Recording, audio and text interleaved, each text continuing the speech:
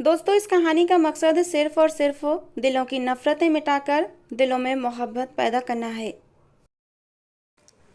मेरा संबंध सिख खानदान से था और मैं बॉर्डर के करीबी कस्बे में ही रहता था।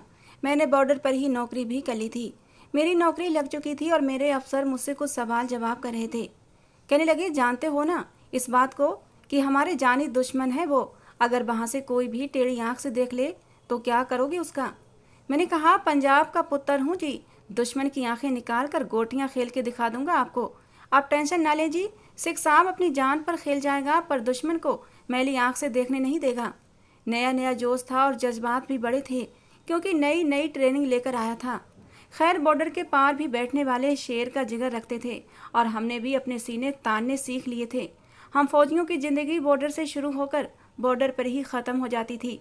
जान हथेली पर रखकर अपने देश की सुरक्षा अपने घर वालों की तरह करते हैं। किसी को आंख उठाकर देखने की हिम्मत नहीं होती थी। सामने पाकिस्तानी फौजियों का भी कुछ यही हाल था। जब हम लोगों की नज़रों का टकराव होता था तो आंखों ही आंखों में फाड़ खाने वाले और चीर देने वाले संदेश हम आंखों ही आंखों में एक दूसरे को पहुंचा देते थे। मेरी रात की ड्यूटी थी और मैं अभी नींद से चूर था। काफ़ी देर तो जागता रहा, लेकिन फिर वही कुर्सी पर बैठे बैठे सोने लगा कि तभी मुझे किसी की पायल की आवाज़ ने जगाया था। एकदम मैं चौंका था। छन छन की आवाज़ ने जैसे मुझे चौकन्ना कर दिया था। मैंने इधर उधर देखा, हर तरफ अंधेरे का राज था और सामने पाकिस्तान बॉर्डर था। साइड में झाड़ियाँ थीं, लोहे की तारें लगी हुई थीं जिनमें करंट की तारों को लपेटा गया था। न कोई यहाँ से वहाँ जा सकता था, न वहाँ से कोई यहाँ आ सकता था। इन दिनों पाकिस्तान से हमारी दुश्मनी ज़्यादा ही चरम पर थी, इसलिए बड़ी सख्ती थी।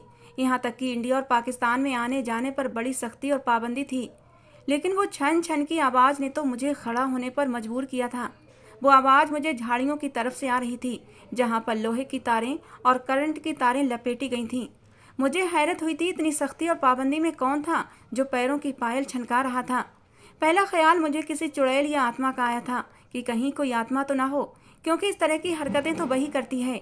मैंने बड़े बड़े हादसे भी सुन रखे थे, इसलिए अपने कदम उस झनकार से थोड़ा पीछे ही रखे थे। मैंने यही सोचा था कि गुरुजी का नाम लेकर पनाह मांगता हूँ और वापस पलट जाता हूँ, लेकिन सरगोशियों की आवाज़ ने मुझे चौंकाया था। एक लड़की की आवाज़ मेरे कान से टकराई। बड़ी ही प्यारी सी आवाज़ थी। कह रही थी, राधिका जल्दी कर, तेरे चक्कर में मैं बिन मौत मारी जाऊंगी। ये सुनकर मेरे कदम वहीं पर रुक गए थे। मैंने बड़े आराम से कदम उठाए और उस आवाज़ की तरफ चलना शुरू किया। मैंने देखा एक लड़का था और दो लड़कियां, लेकिन मेरी जान तो उस वक्त निकली थी जब मैंने उन्हें मिट्टी के अंदर से बाहर आते हुए देखा था। मेरे तो होश उड़कर रह गए थे। ये कौन सा चोर रास्ता था। मैं धीरे धीरे चलता हुआ झाड़ियों में छुप गया था। वो दोनों लड़कियां उस मिट्टी से निकलकर अपने कपड़े झाड़ रही थीं। एक लड़की दूसरी लड़की से कह रही थी, तुझे किसने कहा था बॉर्डर पार मोहब्बत की पैंगे डाल। अब जल्दी से दो चार बातें जो तूने करनी है ना, अपने देव से जल्दी से कर ले। मैं यहीं बैठी हूँ। वो लड़की वहीं बैठ गई। काली चादर उसने लपेटी हुई थी, हाथों में चूड़ियाँ पहने हुए थी और पैरों में पायल थी। दूसरी लड़की उस नौजवान के साथ एक तरफ जा चुकी थी। वो लड़की अपना पाँव हिलाने में बिजी थी। फिजा में उसके पायल की झनकार बड़ी ही प्यारी और सुरीली लग रही थी।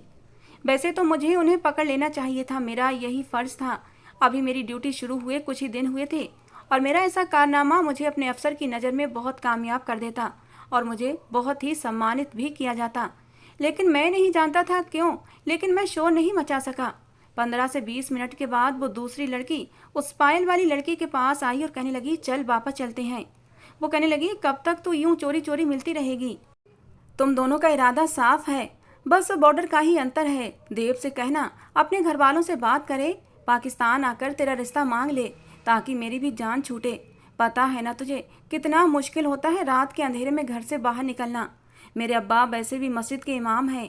जिस दिन मुझे किसी ने बाहर निकलते और यहाँ आते देख लिया ना, तो समझ सीधा मेरा गला दबाकर मार डालेंगे। तेरी मोहब्बत के चक्कर में और तेरी दोस्ती के चक्कर में मैं ज़रूर कुर्बान हो जाऊंगी। वो लड़की कहने लगी, समीम हमारे धर्म एक हैं, लेकिन तू जानती है ना इंडिया पाकिस्तान में कितनी दुश्मनी चल रही है। सब कुछ बंद कर रखा है और देव के पिताजी कभी भी पाकिस्तान की लड़की को बहू नहीं बनाना चाहते। मैं मानती हूँ धर्म एक है, लेकिन वो लोग कहते हैं कि पाकिस्तान में रहने वाले हिंदुओं के खून भी सफ़ेद हैं। पाकिस्तान के नाम की ही माला जपते हैं। हम अपने देश पर कुर्बान होने वाले लोग हैं। उसकी बात सुनकर समीम कहने लगी, तो तुझे किसने मशवरा दिया था कि बॉर्डर पार लड़के से मोहब्बत कर ले? इसका अंजाम सिर्फ गोलियां हैं। तुम लोगों को तो चलो मोहब्बत में अमर होने का मौका भी मिल जाएगा, लेकिन मैं किस खाते में जाऊंगी? न दीन की न दुनिया की। तौबा है। देव नामी लड़का कहने लगा, अब तुम लोग जल्दी से इसी सुरंग के जरिए वापस चली जाओ। ये कहकर वो लड़का उन लड़कियों को उस मिट्टी के अंदर जाने का मशवरा दे रहा था, लेकिन इससे पहले वो लोग भाग जाते, मैं फौरन से भागते हुए उनके करीब जाने लगा। मेरे पैरों की आवाज़ सुनकर वो तीनों ही घबरा गए थे। देव ने कहा, जाओ जाओ जल्दी से निकलो, लगता है किसी फौजी को पता चल गया है। ये कहकर वो भी झाड़ियों की एक तरफ गायब हो गया था। एक लड़की तो सुरंग में घुस चुकी थी, लेकिन दूसरी सुरंग में घुसने ही वाली थी कि मैं वहां पहुंच चुका था। मैंने उसकी कलाई पकड़ ली। उसने काली चादर ओढ़ रखी थी। हल्की हल्की सी रोशनी में आधा चेहरा छुपा हुआ था, पर उसकी आंखें बड़ी ही हसीन थीं। मोटा मोटा काजल लगा हुआ था। उसकी चूड़ियों से भरी कलाई मेरे हाथ में थी। कहने लगी, छोड़ मेरा हाथ, छोड़ दे। मैंने कहा, ऐसे कैसे छोड़ दूं जी? बॉर्डर पार करने की हिम्मत कैसे की?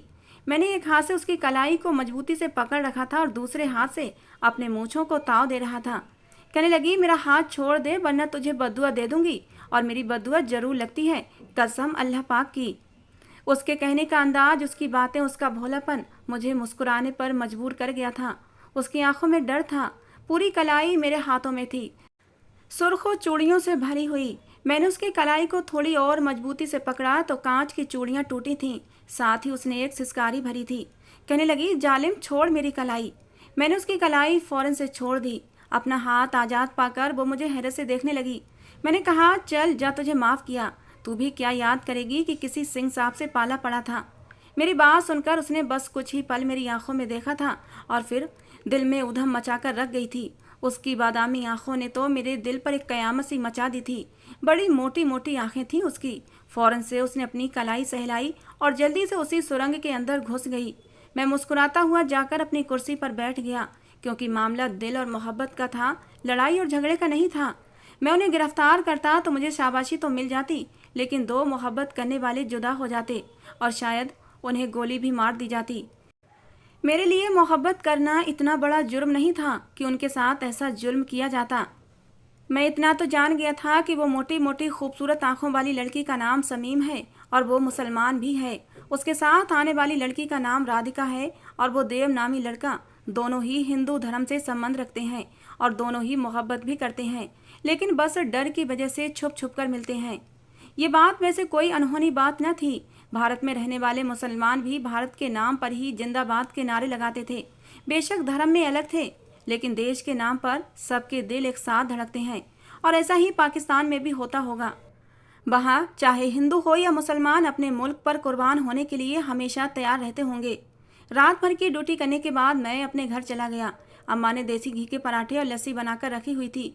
खूब पेट भरकर खाना खाया, लस्सी के 2 गिलास भी पिए और आंखों में नींद उतरने लगी थी। सर्दियों की रातें थीं। सर्दियों के मौसम की अभी शुरुआत हुई थी, इसलिए धूप अच्छी लग रही थी। अम्मा कहने लगी, परमिंदर, कमरे में तेरी चारपाई डाल दूं? मैंने कहा, ना अम्मा, बेड़े में ही डाल दे।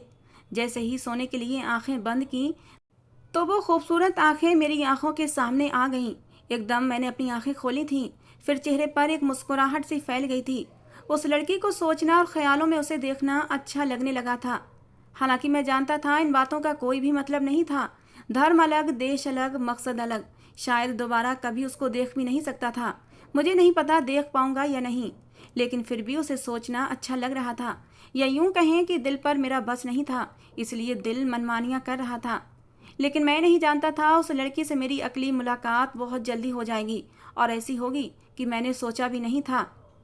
मैंने तो मोहब्बत का मामला समझकर उन लड़कियों को वापस जाने दिया था, लेकिन कुछ दिन बाद उस लड़की की पायल की झनकार और चूड़ियों की झनकार की आवाज़ मेरे साथियों ने भी सुनी थी।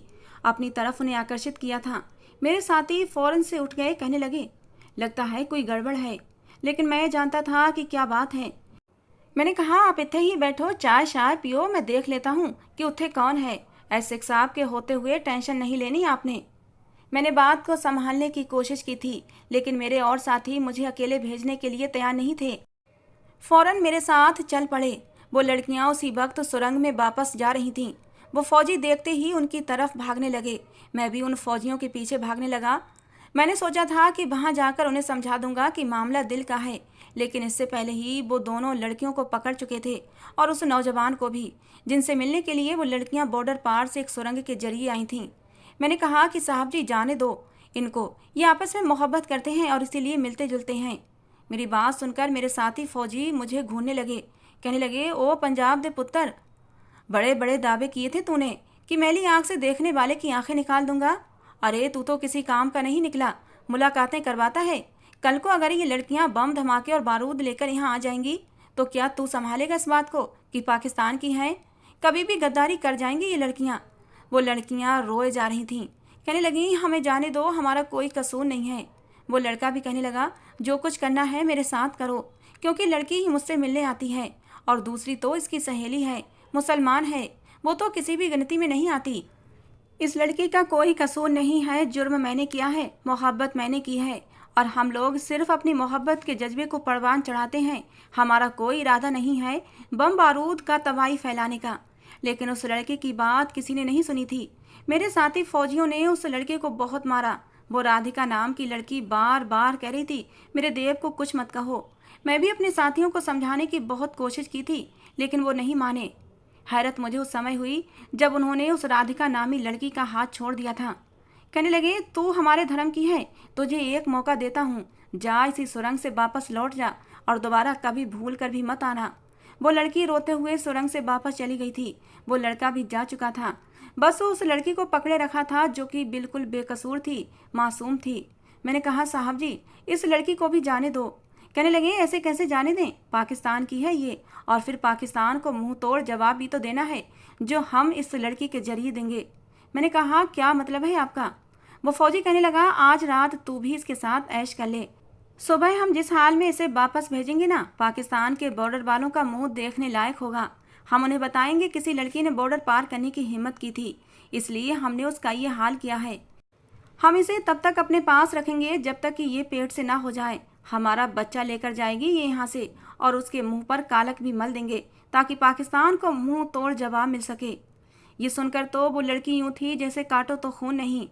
अभी भी उसने अपना चेहरा काली चादर से छुपा रखा था, अपनी गोरी कलाई फौजी से छुड़ा रही थी। कहने लगी, मुझे जाने दो, मेरा कोई कसूर नहीं है। वो लड़की बेकसूर थी और मैं ये जानता था। मैंने फौरन से अपने साथी के पास खड़ा हो गया। मैंने कहा, कसूर उन दोनों का था, मोहब्बत उन दोनों ने की थी, फिर उनको क्यों जाने दिया? कहने लगा, बस वो लोग हमारे धर्म के थे, इसलिए उनके लिए थोड़ी छूट थी। मैंने कहा, इसे भी जाने दें, ये मैं कह रहा हूँ। मेरी बात सुनकर वो मुझे हैरत से देखने लगा। कहने लगा, क्यों, क्या ये तेरे धर्म की है? मैंने कहा, जिस भी धर्म की है पर बेकसूर है, इसे छोड़ो, आइंदा ये भी बॉर्डर पार नहीं करेगी। मेरी बात सुनकर वो लड़की भी कहने लगी, हाँ मैं दोबारा यहाँ कभी नहीं आऊँगी, बस मुझे जाने दो। लेकिन वो फौजी नहीं माने। कहने लगे, इसे नहीं जाने देंगे, इसे तो हम ऑफिसर के पास लेकर जाएंगे और एक एक को हक हासिल है पाकिस्तान का माल खाने का। कभी कभी तो हाथ आता है, वो भी इतना खूबसूरत। वो उस लड़की की गोरी कलाई देखकर कहने लगा। मैंने उस फौजी नौजवान का हाथ जोर से पकड़ लिया था, इतनी जोर से कि उसकी पकड़ उस लड़की के हाथ से कमजोर पड़ी थी। उस नौजवान ने उस लड़की का हाथ छोड़ दिया। मैंने कहा, लड़की जाओ, तुम भी वापस चली जाओ। लेकिन और भी फौजी वहां पर मौजूद थे। वो फौरन ही उस लड़की को पकड़ने लगे। कहने लगे, ये नहीं जाएगी। मैंने कहा, मैं तुम लोगों को हुक्म देता हूँ, उस लड़की को जाने दो, क्योंकि ये निर्दोष है। हमारा भारत के फौजी इतने गए गुजरे नहीं कि बेगुनाह से इस तरह का बदला लें। मैं जानता हूँ ये बेकसूर है। जब अपने धर्म को लेकर तुम लोग उस लड़के और लड़की को छोड़ सकते हो तो फिर इस लड़की को क्यों नहीं छोड़ सकते, क्योंकि ये मुसलमान है, पाकिस्तानी है। लेकिन वो लोग नहीं माने। हमारे बीच बहस शुरू हो चुकी थी। मैं अकेला ही उन चारों फौजियों को मारने लगा, लेकिन उनमें से एक फौजी ने उस लड़की को पकड़ रखा था, उसका हाथ नहीं छोड़ रहा था। लड़ाई झगड़ा इस कदर बढ़ा कि हमारे बड़े ऑफिसर भी आ गए थे। अब बात सबके सामने खुल चुकी थी। अफसर ने भी इस लड़की को देखा। कहने लगे, ये ऐसे नहीं जाएगी, इसे हम जिस हाल में भेजेंगे पाकिस्तान को मुंह तोड़ जवाब मिल जाएगा। मैंने कहा, फिर उस लड़की और उस नौजवान को क्यों छोड़ा? अफसर कहने लगे, तुम शोर मचा देते, हमें बुला लेते, हम उसे भी नहीं छोड़ते, लेकिन जो हमारे हाथ आई है उसे कभी नहीं छोड़ेंगे। ये कहकर वो अफसर उस लड़की को खेमे में ले गए। लेकिन मैं बहुत परेशान था। मैं नहीं जानता था कि उसके साथ कोई भी ज्यादती हो। मैं नहीं जानता मेरे दिल में उसके लिए कैसे जज्बात थे, लेकिन मैं खुद को रोक नहीं पाया। मैं उस खेमे के अंदर चला गया। उस वक्त तो वो लड़की जमीन पर गिरे रोए जा रही थी। उसकी चादर भी दूर पड़ी थी। मैंने पहली बार उसका हसीन चेहरा देखा था। उसकी आस्तीनों से कपड़े फटे हुए थे। वो आदमी जो अफसर था अपनी वर्दी उतार रहा था। मुझे देखकर कहने लगा, तुम्हारी हिम्मत कैसे हुई यहाँ आने की? सामने उसकी पिस्टल पड़ी थी। मैंने वो पिस्टल पकड़ी और उस आदमी के सर पर तान दी। मैंने कहा, हाथ भी मत लगाना इस लड़की को, नहीं तो। उसके बाद मैंने उस लड़की से कहा, ए लड़की, अपनी चादर से खुद को लपेटो और मेरे साथ चलो। तुम्हें वापस सुरंग तक मैं छोड़कर आऊँगा। बेशक मैं सिख हूँ, लेकिन बहन बेटी की इज्जत जानता हूँ। हिंदुस्तान का हर नौजवान ऐसा होता है। मुसलमान लड़की हो या फिर हिंदू, यहाँ सिर्फ इज्जत करने वाले सबकी इज्जत करते हैं। और मेरी गिनती भी ऐसे ही नौजवानों में होती थी। मैं उस लड़की को अपने साथ बाहर ले जाने लगा। मेरा अफसर कहने लगा, तुम बहुत पछताओगे परमिंदर सिंह। मैंने कहा, मैं किसी से नहीं डरता। मैं अपने देश पर पड़ने वाली मैली नज़र को भी पहचानता हूँ और ऐसे लोगों की नज़र को भी पहचानता हूँ जो किसी के ऊपर नाजायज उठती हैं। ये लड़की भी पूरी इज्जत की हकदार है। मैं इसे इसके देश खुद छोड़ने जाऊँगा। मैं देखता हूँ कौन मुझे रोकता है। वो अफसर कहने लगा, तुम क्या समझते हो? तुम इस लड़की को पाकिस्तान छोड़ने जाओगे और वो तुम्हें जिंदा छोड़ देंगे? पहली बात तो हम ही तुम्हें नहीं छोड़ेंगे, क्योंकि तुम गद्दार हो। अगर हमारे हाथों बच भी गए तो पाकिस्तान के सिपाहियों के हाथों मारे जाओगे, बल्कि ये लड़की खुद तुम्हें गोली मरवा देगी। वो लड़की इस वक्त मेरे पीछे छुपी हुई थी, बिल्कुल मेरी कमर पे हाथ लगाए खड़ी थी, सिसकियों से रो रही थी। उसने मेरी शर्ट पकड़ रखी थी। उस वक्त मैं ही उसे उसका रक्षक लग रहा था। मैंने कहा, देखा जाएगा जो भी होगा। ये कहकर मैं खेमे से बाहर निकला था। बाहर जो दूसरे फौजी थे वो मुझे देख चुके थे। इससे पहले वो मुझ पर बंदूक तानते मैंने फौजियों के पैरों पर गोलियां चला दी थीं, ताकि मेरे पीछे कोई आ न सके, और उस अफसर के पैरों को भी जख्मी कर चुका था। उस लड़की को लेकर मैं करीबी कस्बे में छुप गया था। अपने घर नहीं जा सकता था, क्योंकि वहां तक उन फौजियों की पहुंच थी। 3-4 दिन मैं उसे लेकर अलग अलग जगह पर छुपता रहा। रात को हम लोग जंगल में छुप जाते थे। वो लड़की अब तक चुप थी। उसने मुझसे कोई भी बात नहीं की थी, सिवाय एक बात के कि मुझे जल्द से जल्द पाकिस्तान छोड़ दो। मैंने कहा, देखो अभी मामला गर्म है, बॉर्डर पर सख्त पहरा है। वो लोग मुझे देखते ही गोली मार देंगे और तुम्हारे साथ जो कुछ करेंगे वो तुम अच्छी तरह जानती हो। इसलिए 1 महीने तक तो भूल जाओ कि तुम हिंदुस्तान से बाहर निकल सकती हो। जैसे ही मामला ठंडा होगा मैं तुम्हें पूरी सुरक्षा के साथ पाकिस्तान छोड़ दूंगा। ये सुनकर वो लड़की फूट फूट कर रोने लगी। कहने लगी, मेरी ही गलती थी, मुझे राधिका की बातों में आना ही नहीं चाहिए था। मैं चाहते हुए भी उसके चेहरे से नज़र नहीं हटा पाया था। बड़ी मुश्किल से खुद पर काबू करके उसे नज़रअंदाज करने की कोशिश करता रहा, लेकिन जानता था मैं जितना ही उससे दूर होने की कोशिश करता था, मेरा दिल उसके नाम पर धड़कने लगा था। कुछ दिन हमने जंगल में लगे फलों को ही उतार कर अपना पेट भरा था। उसके बाद मैं उसे दिल्ली शहर लाने में कामयाब हो गया था। मैंने अपना नाम बदल लिया था। उसे भी कहा था कि वो किसी से कुछ भी ना कहे। मैं दिल्ली में एक स्टोर पर नौकरी कर ली और उस स्टोर के ऊपर एक छोटा सा घर भी हमें मिल गया था। 2 कमरे थे। मैंने उसे अपनी पत्नी कहकर ही सबसे मिलवाया था। वो भी समझती थी कि उसकी सुरक्षा ऐसे ही हो सकती है। मैंने उसे नमाज पढ़ते देखा था, कलाम पाक पढ़ते हुए देखा था। एक दिन कहने लगी, मैं हाफिज कुरान हूँ। बड़ी अच्छी आवाज़ में वो कलाम पाक पढ़ती थी और मैं बड़े ध्यान से सुनता था। खाना बनाती तो उसके हाथ में बड़ा ही स्वाद होता था, पता ही नहीं चलता था। मैं तो 3-4 रोटियां ऐसे ही खा जाता था। अब हम दोनों में दोस्ती हो गई थी। वो मुझसे बात कर लेती थी और मैं भी उससे बात कर लेता था।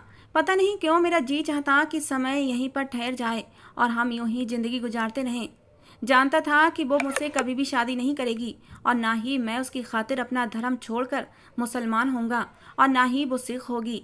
मुझे उसके साथ बस ऐसा ही संबंध पसंद था कि वो मेरी नज़रों के सामने रहे, हंसती बोलती रहे, बातें करती रहे। मेरे दिल में कभी भी कोई दूसरी इच्छा जागी ही नहीं थी। अब तक तो सब कुछ ठीक चल रहा था। वो मुझसे दूरी बनाकर रखती और मैं भी अपनी हदों में रहता था। शायद यही वजह थी कि मेरे दिल में जज्बात बस इतने ही थे कि मैं उसे देखता रहूं और अपनी आंखों को ठंडक पहुंचाता रहूं। वो मेरी बहुत इज्जत करती थी, कहती थी, सिख साहब तुझसे ग्रेट हो। मैंने आप जैसा नौजवान जिंदगी में नहीं देखा। मैं सोच भी नहीं सकती थी कि बॉर्डर के उस पार कोई ऐसा नौजवान भी रहता है।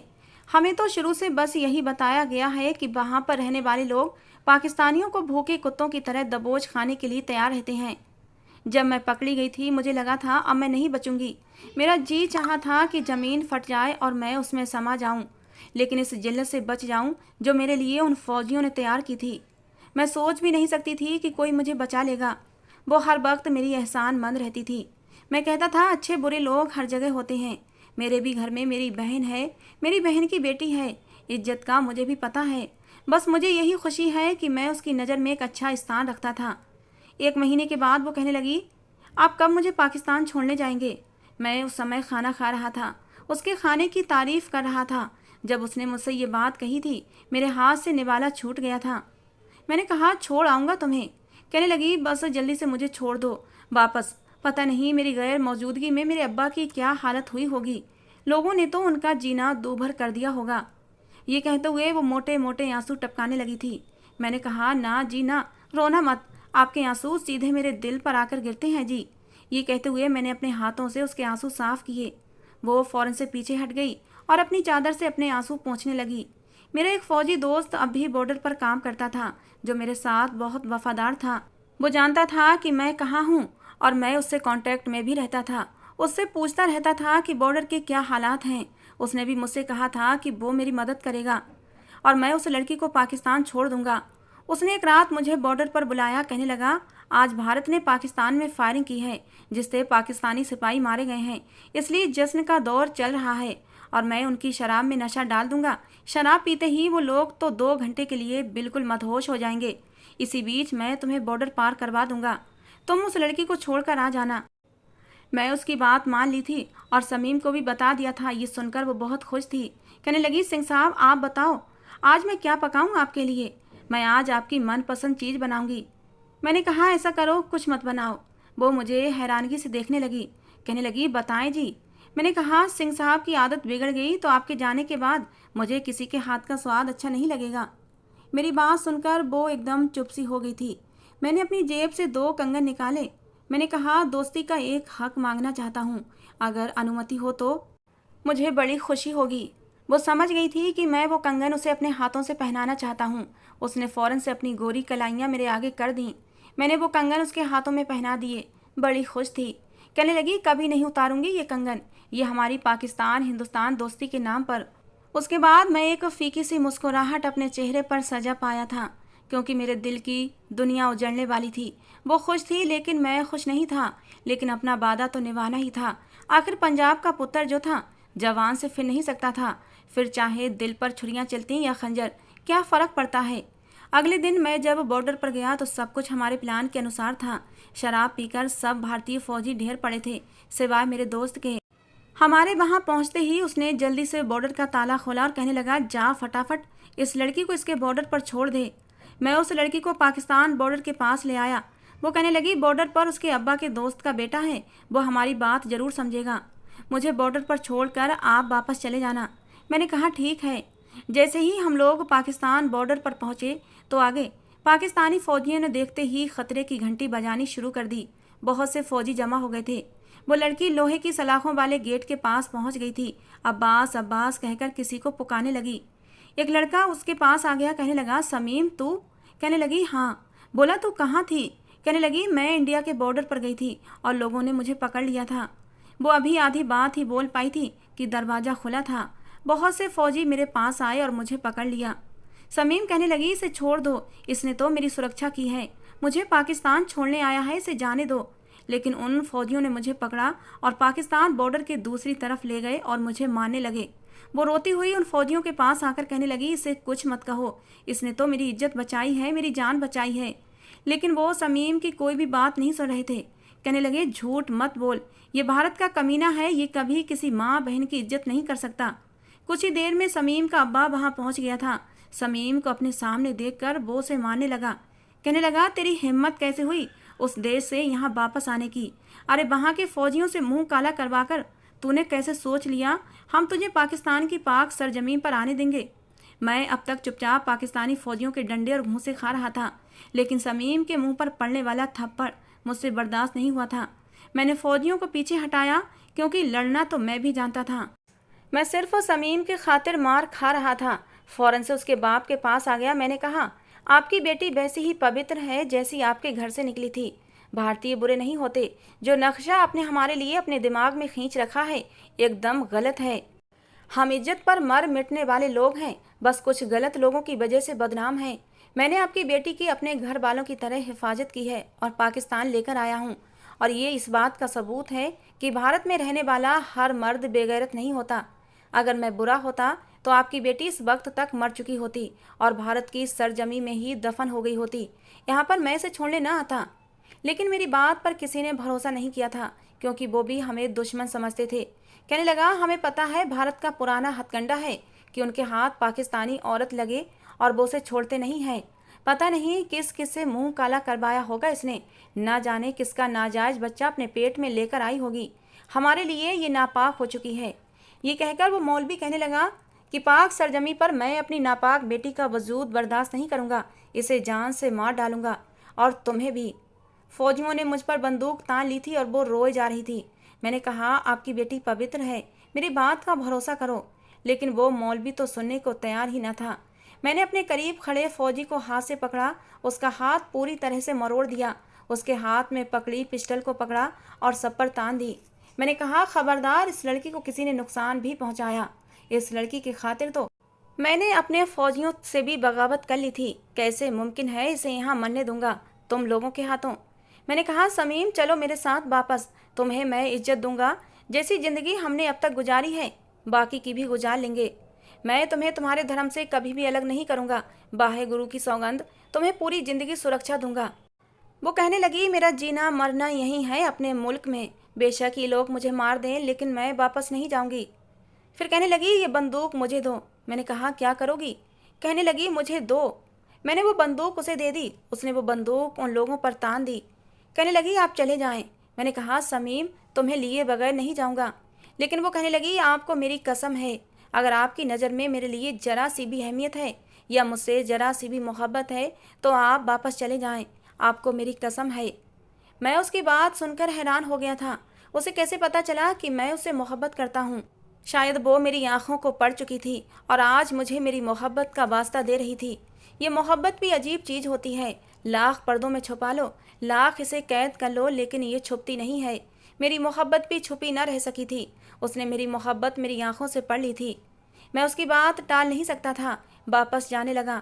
मेरा फौजी साथी मुझे पुकार रहा था, कह रहा था, जल्दी से आ जाओ। जब तक मैं इंडिया के बॉर्डर के अंदर नहीं चला गया था, उसने सारे लोगों पर पिस्तौल तान रखी थी, किसी को भी हिलने नहीं दिया था। जब देखा मैं इंडिया के बॉर्डर पर जा चुका हूँ और एकदम सुरक्षित हूँ, उसने वो पिस्टल अपने सर पर रखी और गोली चला दी। ये देखकर मेरी चीख पाकिस्तान और हिंदुस्तान के बॉर्डर पर गूंज उठी थी। वो लड़की वहीं गिर गई थी। जानती थी उसे कोई भी स्वीकार नहीं करेगा, इसलिए उसने इस रास्ते को अपनाया था। इस हादसे को कई साल गुजर गए हैं। मैंने शादी नहीं की। अब तो मेरे बालों में चांदी भी उतर आई है। अकेला रहता हूँ। माँ बाप ने भी शादी का कहकर अब कहना ही छोड़ दिया है। मुझे लगता है अब भी समीम मेरे ही पास बैठी है, मुझसे बातें करती है, क्योंकि हमारा रिश्ता शायद जिस्मों का नहीं था, रूहों का था, मोहब्बत का था, इश्क का था। ना वो पाकिस्तानियों की सोच बदल सकती थी और ना मैं हिंदुस्तान की, लेकिन मेरे दिल में अब भी समीम की मोहब्बत जिंदा थी और मैं भी उसकी मोहब्बत के सहारे ज़िंदगी काट रहा था। मुझे पता था वो भी मुझसे मोहब्बत कर बैठी थी। आखिरी टाइम में मैंने उसकी आंखों में अपने लिए मोहब्बत की चमक देखी थी, लेकिन वो मजबूर थी। अपने देश के साथ गद्दारी नहीं कर सकती थी और ना ही अपने धर्म को छोड़कर मुझसे शादी कर सकती थी। दोस्तों, कहानी का मकसद यही है, चाहे हिंदुस्तान हो या पाकिस्तान, अच्छे और बुरे लोग हर जगह मौजूद होते हैं, हिंदुस्तान में भी और पाकिस्तान में भी। इसलिए अच्छे के साथ अच्छा रहना सीखें, शायद कि हमारी नफ़रतें कम हो सकें और विश्वास बढ़ सके। दोस्तों, कहानी कैसी लगी ज़रूर बताना। कहानी को लेकर अपनी राय ज़रूर दिया करें दोस्तों, जिससे कि हमें पता लगे आपको हमारी कहानी पसंद आती है या नहीं। कहानी पसंद आई हो तो प्लीज़ लाइक करना। रोज़ एक नई कहानी सुनने के लिए हमारे चैनल को भी सब्सक्राइब करना। कहानी को पूरा अंत तक सुनने के लिए आप लोगों का बहुत बहुत धन्यवाद दोस्तों। मिलते हैं अगली किसी नई कहानी के साथ।